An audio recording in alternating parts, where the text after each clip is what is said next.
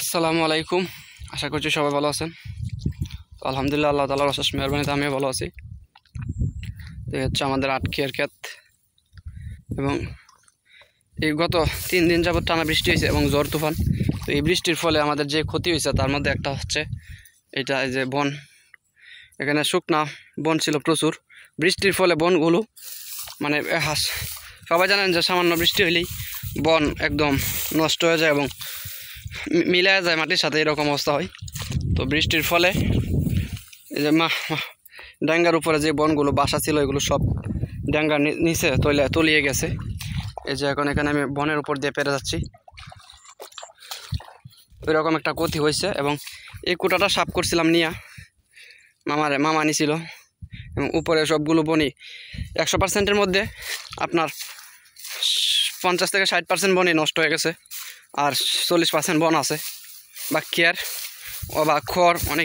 অনেক এলাকায় বলে খড়, তো আমরা বলি বন। এক এক আঞ্চলিক ভাষায় এক এক ধরনের নাম। তো দেখেন কী পরিমাণ পানি জমছে গত 3 দিনের বৃষ্টিতে। টানা বৃষ্টি হয়েছে 3 দিন যাবত, এত পরিমাণ বৃষ্টি হয়েছে বলে ও মাই গড। এখানে আবার মাছও উঠছে দেখা যায়, যে দেখেন একটা মাছ, এই যে মাছ, বাপরে বাপ, বেশ কয়েকটা মাছ দেখা যায়, দারকিনা মাছ।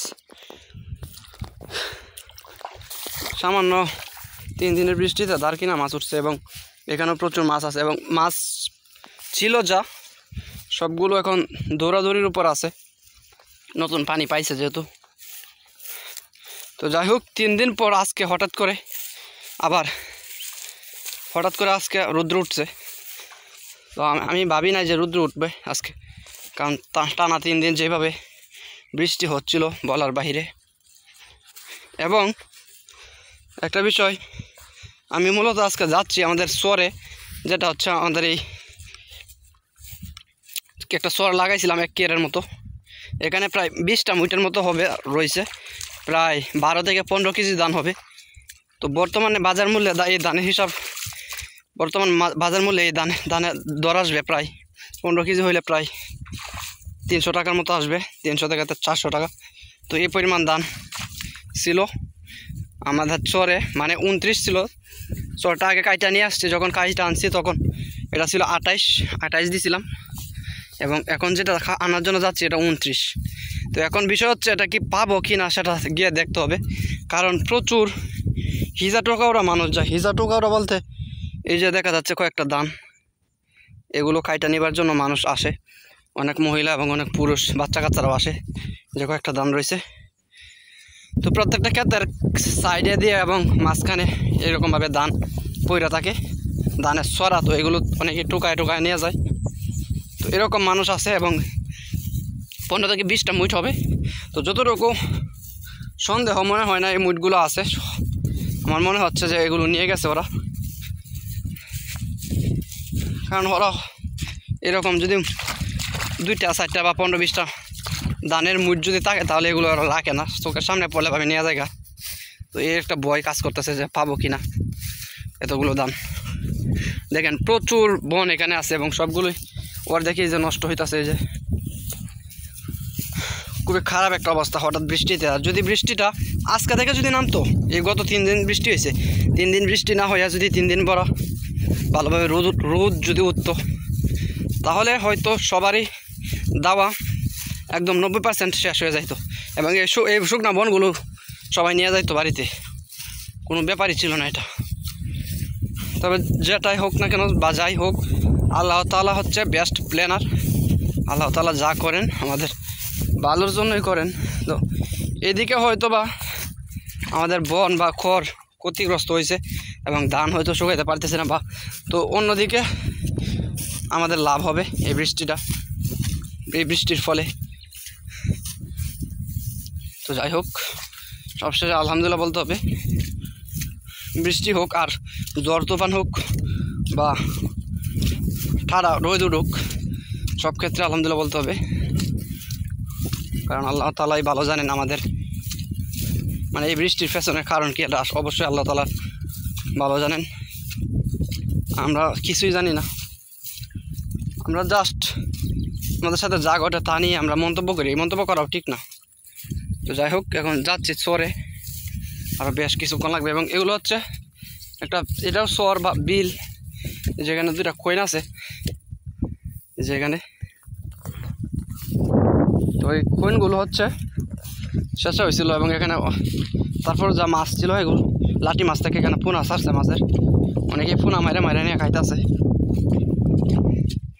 এবং আমি আসছি এই গ্রামটা থেকে, এবং এটা হচ্ছে দানকুনিয়া, এই দানকুনির হাওরে আছে, এবং এই গ্রামের নাম হচ্ছে দিগজান। গ্রামটা অনেক ছোটো, একটা দ্বীপের মতো দেখতে। দেখেন কি পরিমাণ গাছ এখানে, গাছের জন্য হাঁটা যায় না সুন্দরভাবে।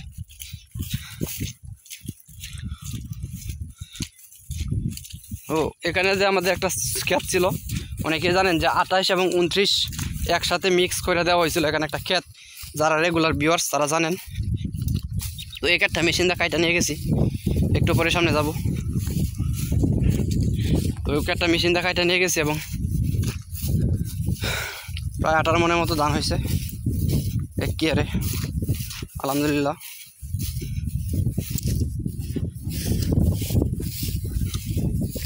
তো যারা যারা আমার রেগুলার ভিউয়ার্স, তাদের সকলকে অসংখ্য ধন্যবাদ আমার ভিডিও দেখার জন্য।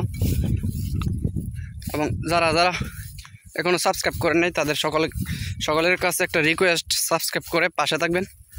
অবশ্যই সাবস্ক্রাইব করতে ভুলবেন না। মূলত যারা গ্রামীণ ভিডিও দেখতে ভালোবাসেন, গ্রামীণ জীবন ব্যবস্থা, ভিলেজ লাইফস্টাইল রিলেটেড ভিডিও যারা দেখতে ইন্টারেস্টেড, তারাই মূলত সাবস্ক্রাইব করবেন।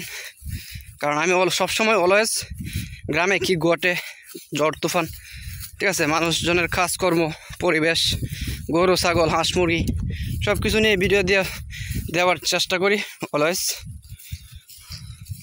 তো যারা গ্রামে সবসময় থাকেন, তাদের কাছে হয়তো এইগুলো ভিডিওগুলো ভালো লাগবে না বেশি একটা, বাট যারা এই শহরে আছেন অথবা প্রবাসে আছেন, গ্রামকে অনেক মিস করেন, তাদের কাছে ভালো লাগবে অবশ্যই। তো তাদের জন্য মূলত চ্যানেলটা। এবং চলে আসছি প্রায় আমাদের এই ক্ষেতে, এখানে এক কেয়ার আছে, এবং ওইখানে হচ্ছে যাব। আমার ক্যামেরা বেশ একটা ভালো না,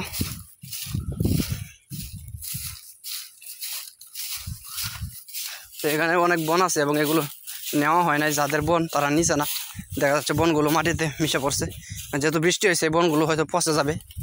যদি নিতে চাই তাহলে এখনই নিতে হবে, অথবা একটা কাজ করতে পারে, বনগুলো সব তুলে এই শুকনা একটা জায়গায় একত্রে জড়ো করে রাখতে পারে, এবং তারপর পরে নিতে পারে। এভাবে নিলেও ভালো হয়।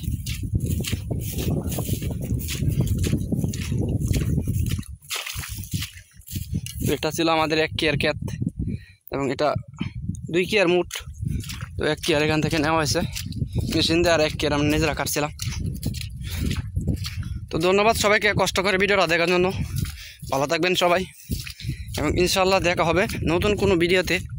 আর সকলের কাছে অনুরোধ, সবাই নামাজ পড়বেন, যত কষ্ট হোক না কেন, যে কোনো কাজে করেন না কেন, নামাজ পড়ার চেষ্টা করবেন। কারণ এবং একটা বিষয় হচ্ছে, আল্লাহ তাআলা বলছেন যে মানুষ বা আমরা কাজের অজুহাতে নামাজ পড়ি না, কিন্তু আল্লাহ তাআলা বলেন যে নামাজের জন্য সময় বের করবে কাজ থেকে, মানে নামাজ যে পড়বে, তো তার জন্য আল্লাহ তাআলা তার কাজকে সহজ করে দিবেন। মানে আপনি একটা কাজ করতেছেন, সামনে আছে আপনার এই 2 কাঠা জমি, তো এটা আজকে শেষ করতে পারবেন না মনে হচ্ছে। তো এই কারণে আপনি নামাজও গেলেন না, যে নামাজও গেলে 10টা মিনিট সময় লস হয়ে যাবে, তো আমার ক্ষেত কাটাটা দেরি হবে। তো এটা যদি না করেন, মানে নামাজে যদি না যান, তাহলে এটা হবে বোকামি।